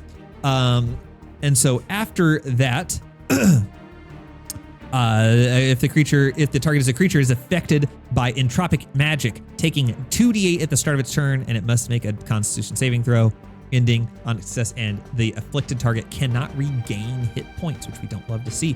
After that, he's going to use Vile Teleport, and he's going to teleport away to a point he can see within 30 feet. He can see through these walls. So he's going to go 5, 10, 15, 20, 25, 30. He's going to say, peace out, bitch. And I'm going to take 3d6 psychic damage, which is going to be 11 points of psychic damage. I do not have any resistance to that. I'm already almost bloodied. Looks like Vecna's going to win, right? Well, you would be wrong if you thought that. Now it's Chad's turn. Now here's one thing about Chad. Chad has haste because he saved his secrets. So override magic bonus, that's going to be a 2 from haste. So my armor class is actually a 22, which matters. I also have double my movement speed. So I don't know how to say that. It doesn't even matter. It doesn't matter. I don't even care. So I have 70 feet of movement. So I'm going to go 5, 10, 15. I'm going to touch this little sigil because it's close to me. I do not recall where that takes me. It's going to take me to C, which is going to take me right here. So let's go back to Vecna's stat block. So that's going to go 5, 10, 15. I'm going to touch that. It's like opening a door. It doesn't require an action. So I'm going to go right here. Then I'm going to go 20, 25, 30, 35, 40. I still have 30 feet of movement remaining. And I am going to swing at our boy Vecna. I'm just going to do a regular swing with my Vicious Greatsword. It's going to be a plus 12 to hit. That's a 24. And as we know, Vecna's stat block, he only has an AC of 18, so that is going to hit. So I get to roll 4d6. So let's roll that. That is going to be 29. However, because I have the great weapon fighting style, I get to treat a 1 and a 2 as a 3. So that's actually going to be 30 points of damage. Vecna is then going to use his reaction, which is Fell Rebuke. In response to being hit by an attack, he utters a fell word dealing 3d6, which is 14, which is halved down to 7 necrotic damage. And then he is going to teleport along with his equipment to somewhere he can see. He's probably going to go 5, 10, 15, 20, 25, 30. He's going to go there. Our boy Chad is going to be like, oh, shoot, where do we want to go? He's still got 30 feet of movement. He's got 20, 5, 10. Yeah, 15, 20. He can go right here. That ends all of his movement, but he has a maneuver, because of course he does, which is going to let him use his bonus action to, I believe, you can do a lunging attack as a bonus action. I don't know that I want to do that. He is going to use, so he gains an additional action. Let's look at haste real quick. What does haste give us? Until their speed is doubled, it gains a +2 bonus to armor class, disadvantage on dexterity saving throws, and it gains an additional action on each of its turns. So I have 2 actions I can take. I'm going to use one of my actions to dash. I'm going to go here and touch this, which is going to send me down here. You might think, oh, that's metagaming. A little bit of it is, but I also know that this took me here, which might make me think that this takes me here. I now see Vecna, and I'm going to run down to him. He's used his reactions, and he's used everything he has at this point. I still have 3 more attacks. So we're going to go back to my attacks, and we're going to swing at him again. So this is going to be attack number 2. That is only going to be a 16. That's actually going to miss Vecna, but don't worry. That means I get to roll with advantage. So we're going to roll again. That is going to be a 24 to hit, which is going to hit our boy Vecna. So that means that we're going to roll. I need to roll this again. So that's going to be 18. It's going to be 18 points, because remember, 2 becomes a 3. And I just did that to myself. Add 18. We're gonna subtract 18 up here from Vecna. And then I need to roll an additional 2d6 because I forgot to do that. So let's add 2 more d6. And that's gonna be an additional 10 points of damage onto our boy Vecna. That was second attack. We're gonna attack again. This is the third attack. It's just a normal one. It's a 23 to hit, that's gonna hit. So Vicious Greatsword, adjust the dice, 4d6.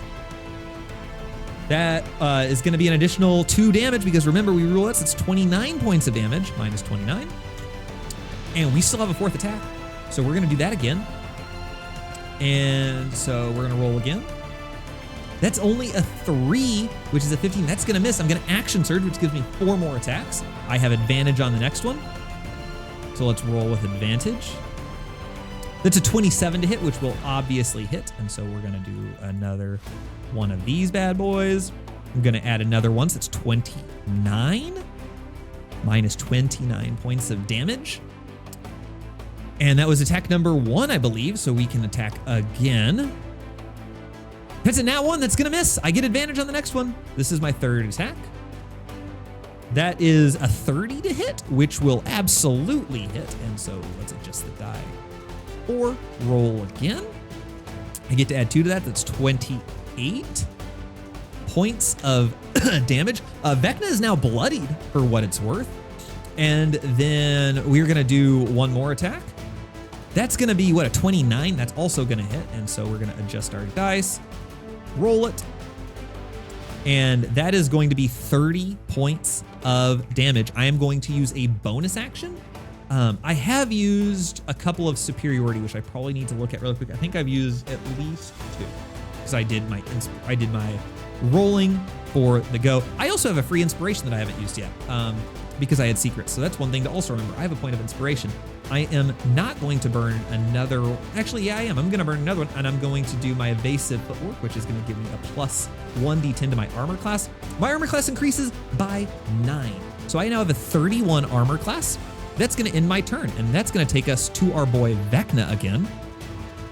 Our boy Vecna is going to do Rotten Fate once again. I need a Constitution saving throw. So let's go back here and let's go ahead and make a con save. But that's a 25, I'm gonna save. So I'm gonna take half of 89, which is gonna be 44. I'm gonna take half of that again, which is only gonna be 22 points of damage. I'm bloodied now. He's gonna swing at me with Afterthought if he, oh, I needed to take some necrotic damage earlier. That's not fair. I'm gonna take 5 points of necrotic damage. I needed to make a Constitution saving throw to see if I could end this effect. So let's go ahead and do that really quick.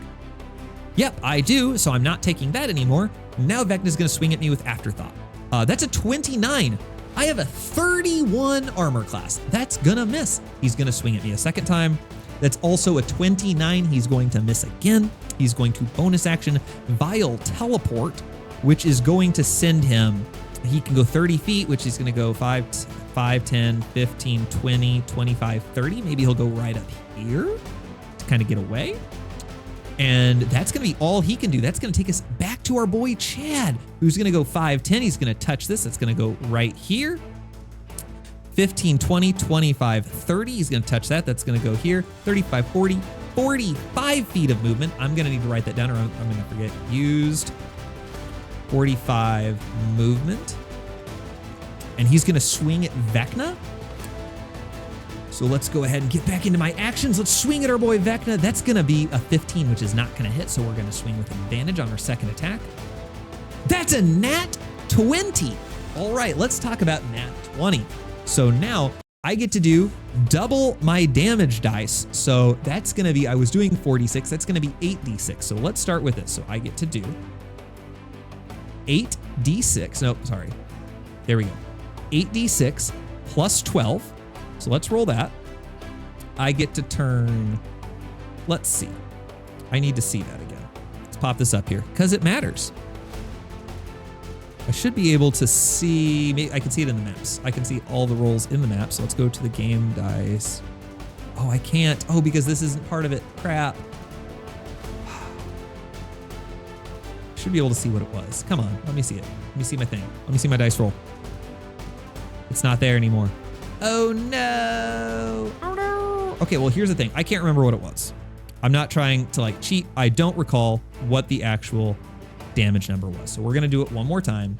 Wasn't paying attention. I'm not trying to like cheat right now. I get 8d6 plus 12. The reason is because any of these, why is this up? Oh, wait, I hate this so much. I hate everything right now. Where is my, there it is. Thank you.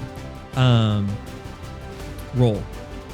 I get to add 1, 2, 3, 4, 5 to this. So that's 41 points of damage. However, I took the boon. I took an epic boon, which was features and traits. I took the boon. I don't even know where it's at. The boon. Here we go. The boon of irresistible offense, which when overwhelming strike deals a damage equal to your strength ability score. It happens whenever you roll a 20 on a d20 attack roll. So I get to deal additional damage equal to my strength score, which is 23. So he's also going to take 23 points of damage. He's going to use his reaction, and he's going to fell escape, and he's going to go 5, 10, 15, 20, 25, 30. That's as far as he can go. There's nowhere else I think he would rather go, if I'm being honest.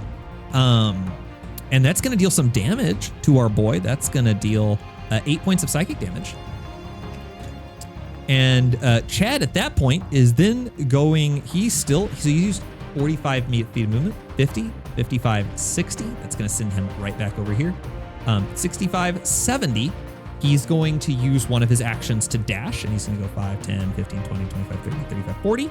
He's going to go right over here, and then he is going to, he's only attacked twice. He's going to attack again.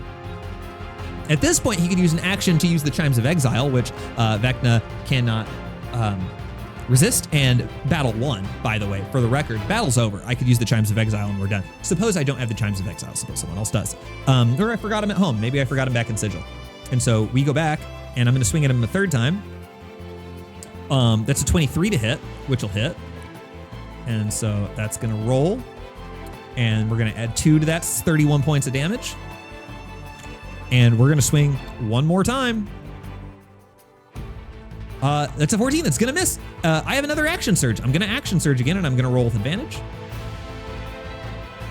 That's a 20 to hit, which will hit. He does not have shield. And so I'm going to once again adjust the dice. 4d6. Going to add 1, 2, 3, 4, 5 to it. That's going to be 26 points of damage. And congratulations, Vecna, the Lich God, is dead in 2 rounds of combat against 1 fighter. 1 fighter. That's it. Now, once again, ways that this could go so much differently for the fighting group. If for some reason the group could not see through these walls, the only reason that he knows to chase, he knows he has to pick one of these. He picks the one that's closest. Okay, he can see. Here's the thing though. He knows Vecna went over here. He can see Vecna through these walls.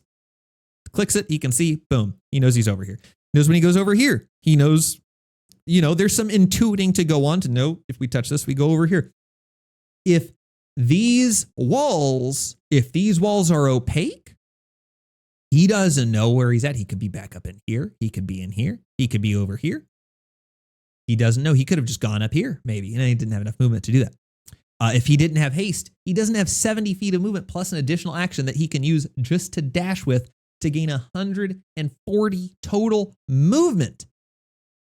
So as you can see, there are definite ways that we could nerf this encounter, adding in some additional monsters. Maybe you could require someone to use an action to touch one of these. That's kind of a bullshit move in my opinion, because you can open a door as a free action. So that shouldn't require, I would use either 5 foot movement. You could require an action if they want to touch it a second time to go through another door, but you can open doors as part of movement. Completely fine. But yeah, welcome to the world of fighters. So 1 level 20 fighter can solo Vecna's stat block as written. So that was really fun and really anticlimactic because I gave myself a 31 armor class because that was really cool. I did try this beforehand. I did try this with the level 15 fighter, and shockingly enough, I did lose. I did bloody Vecna, which is crazy, but Vecna did kill my my level 15 fighter. But at level 20, it's game over. It's game over. But yeah, so there you go. This was just a fun little. This was your fun little bonus reel. Like at the end, this is your post credit scenes stuff. So there you go. Hope you guys enjoyed this. We'll see you later. Peace out.